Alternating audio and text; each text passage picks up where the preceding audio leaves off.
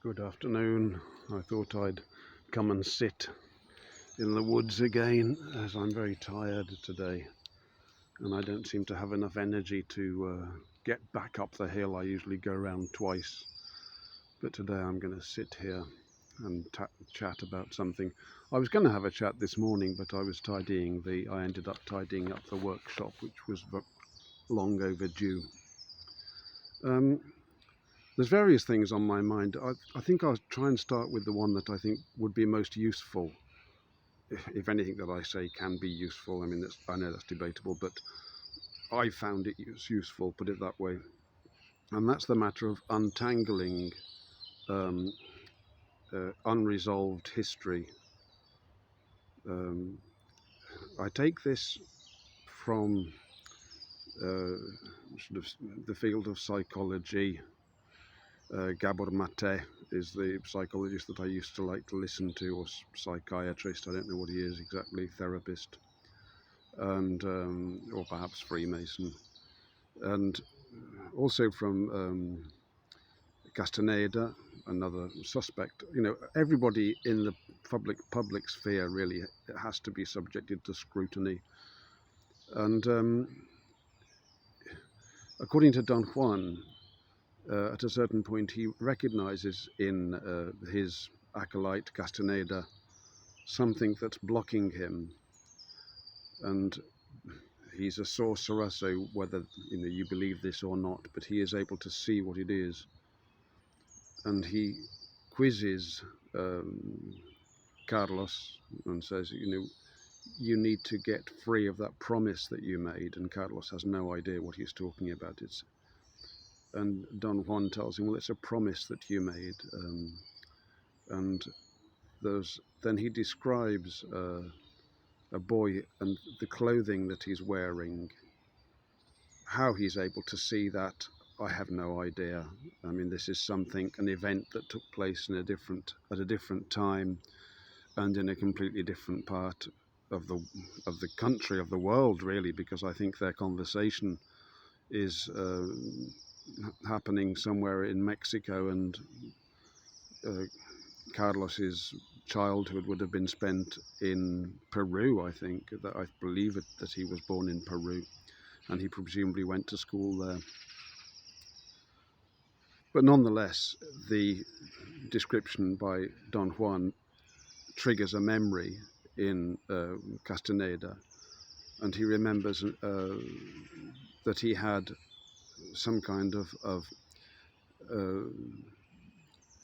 issue with one of his school friends, and he'd made him a promise that he would never allow him to be bullied, this boy who had suffered. I seem to remember he'd suffered bullying or something like that, and he'd sort of vouched for him.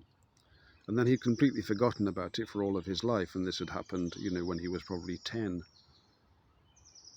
And yet that was still holding him, according to Castaneda, and this has turned out to be true.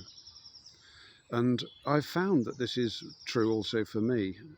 As I began to meditate on this, I found that I was looking at incidents that had happened in my life, significant moments that felt somehow unresolved, and working through them in my mind. I didn't do it. I haven't been doing it consciously or deliberately. It's just been occurring, as though there's a cleansing process flowing through my life, and this is one of the aspects of it. The most recent one that I've been involved in is clearing up some unresolved issues with my father, who's now passed on. I had something of a difficult relationship with him, but examining interactions that stand out in my mind, I've come to have a different understanding, actually. And over the past probably month or two, maybe, my father has become more of a positive figure in my mind, in my imagination.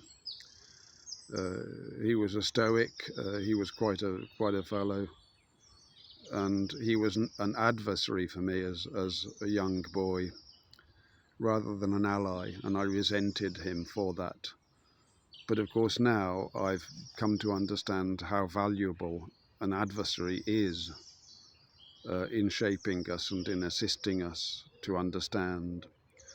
So it's not, I don't know how to explain it. I'm not kind of doing anything deliberate or conscious, but it's happening. And I know that my feelings are changing as I examine incident after incident and break free of the hold that they retain over me, whatever they may have been. So that's something that, maybe people can try or think about. It's surprising, really, and it does tie in with modern psychology, the idea, of course, of past. They always speak of trauma, but there's more than trauma that goes on in our lives. The event may have been traumatic, I suppose, to a child, but we're not talking, well, in this case, I'm not talking about, major upset or anything. They can be quite minor things that somehow shift our worldview as our developing mind, our developing soul or spirit or whatever it is. And we become somewhat trapped at a point in our history, and we can actually free ourselves. It's a bit like getting hooked on a bramble as you're walking. You free yourself by walking back a little bit and the bramble will unhook.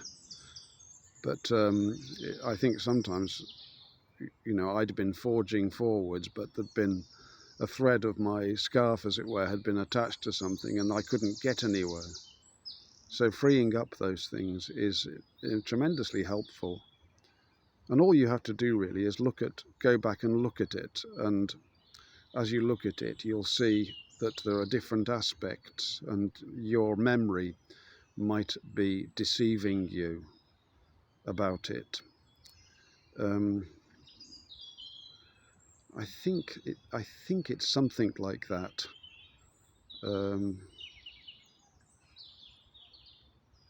There are various ways that this can occur.